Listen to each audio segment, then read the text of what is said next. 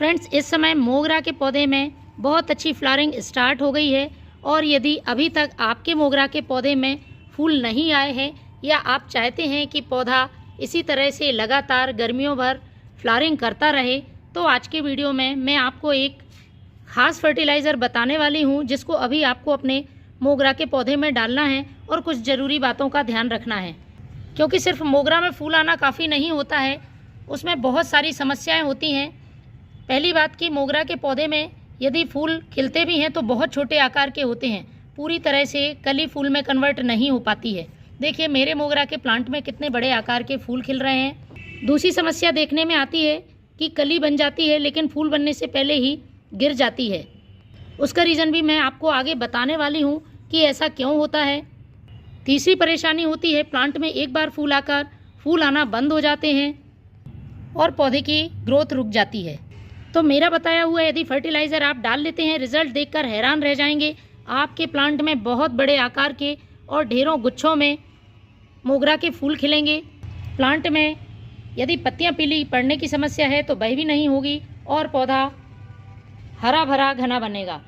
तो फर्टिलाइज़र का यूज़ करने से पहले सबसे पहला काम है प्लांट को दोपहर की तेज़ धूप से बचाना, क्योंकि जैसे जैसे टेम्परेचर बढ़ रहा है, गर्म हवाएं चलने लगी हैं, तो मोगरा के पौधे को यूँ तो 6 से 8 घंटे की धूप मिलनी चाहिए, लेकिन आपको दोपहर की तेज़ धूप से इसे बचाना है। इसलिए आप ऐसी जगह इस पौधे को रखें जहाँ पर उसको दोपहर की तेज़ धूप से और गर्म हवाओं से बचाया जा सके। चाहे तो आप इसे ग्रीन नेट के नीचे भी रख सकते हैं, क्योंकि कलियाँ फूल बनने से पहले यदि गिर जाती हैं तो इसका एक कारण होता है ज़्यादा तेज़ धूप पड़ना। प्लांट की कलियाँ बहुत ही ज़्यादा कोमल होती हैं और दोपहर की तेज़ धूप और गर्म हवाओं की वजह से झुलस जाती हैं, फूल बनने से पहले ही गिर जाती हैं। इसलिए यदि आपकी प्लांट की कलियां झुलस कर गिर रही हैं तो उसका एक रीज़न यही है कि बहुत तेज़ गर्मी में प्लांट रखा हुआ है। मोगरा का पौधा एक हैवी फीडर प्लांट है, इसलिए यदि उसमें पोषक तत्वों की कमी हो जाती है तब भी प्लांट में कलियां पूरी तरह से फूल में कन्वर्ट नहीं हो पाती हैं या फूल खिलता है तो बहुत छोटे आकार का आता है। तो आगे मैं आपको बताने वाली हूँ कि प्लांट के लिए कौन सा फर्टिलाइज़र यूज़ करना है। उसके पहले आपको पौधे में वाटरिंग का भी ध्यान रखना है, रेगुलर वाटरिंग करनी है, प्लांट की मिट्टी में नमी बनी रहे। कुछ इस तरह से आपको अपने पौधों को पानी देना है। बहुत दिनों तक मिट्टी को ड्राई नहीं रखना है। पानी इस तरह से दीजिए कि प्लांट की मिट्टी में नमी बनी रहे लेकिन मिट्टी में पानी लगातार भरा ना रहे, इसलिए ड्रेनेज होल को सही रखें। यदि आपके प्लांट में आपको लगातार फूल चाहिए तो प्लांट की लगातार ग्रोथ होनी चाहिए।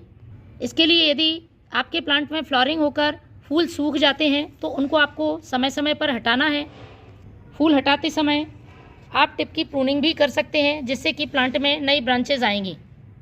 इसके साथ ही पौधे को नाइट्रोजन रिच फर्टिलाइज़र भी देना होगा, जिससे प्लांट में नई ग्रोथ होती रहे। हम सभी जानते हैं कि मोगरा के पौधे में हमेशा नई ग्रोथ पर ही फ्लावरिंग होती है। तो फर्टिलाइज़र डालने से पहले मिट्टी की अच्छी तरह से आपको गुड़ाई कर लेनी है।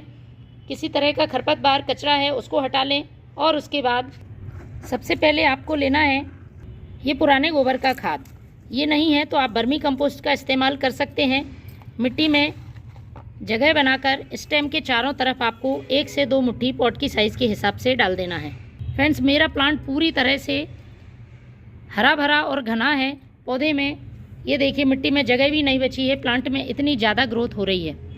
गोबर की खाद से प्लांट लगातार ग्रोथ करता रहेगा और उसमें फूल आते रहेंगे। दूसरी चीज़ जो यूज़ करनी है वो है ये इस्तेमाल की हुई चाय पत्ती।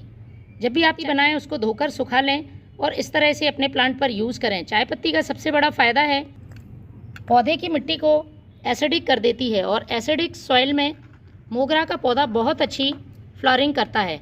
तो 1 छोटा चम्मच मैंने ये चाय पत्ती ले ली है।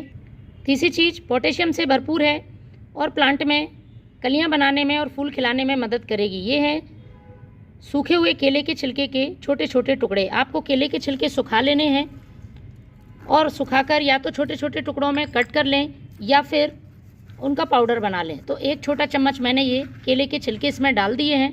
अब हमें अभी इसमें पानी नहीं डालना है। एक लिक्विड फर्टिलाइज़र और बनाने वाली हूँ जो कि कैल्शियम से भरपूर है। मोगरा जैसे सफ़ेद फूलों वाले पौधों के लिए महीने में एक बार कैल्शियम रिच फर्टिलाइज़र देना बहुत ज़रूरी है। तो मैंने लिया है 1 लीटर पानी और 1 लीटर पानी में सबसे पहले हमें यूज़ करना है चूना। किसी भी पान की दुकान पर आपको खाने वाला चूना आसानी से मिल जाएगा। 1 से 2 रुपये में आसानी से चूने का पैकेट मिल जाता है, लेकिन आपको ज़्यादा मात्रा यूज़ नहीं करनी है।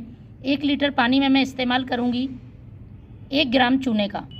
कैल्शियम से भरपूर है और पौधे में जड़ों को मजबूत बनाने में, फूल खिलाने में मदद करता है। कैल्शियम की सभी पौधों के लिए ज़रूरत होती है।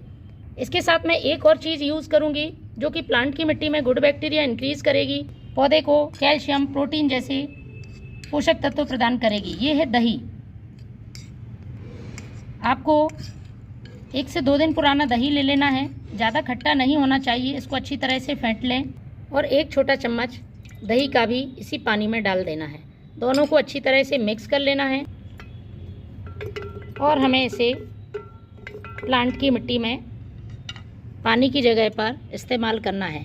इस बात का ध्यान रखें, बहुत तेज़ धूप में आपको इसका यूज़ नहीं करना है। सुबह या शाम के समय डालें और महीने में एक बार इसका यूज़ करें।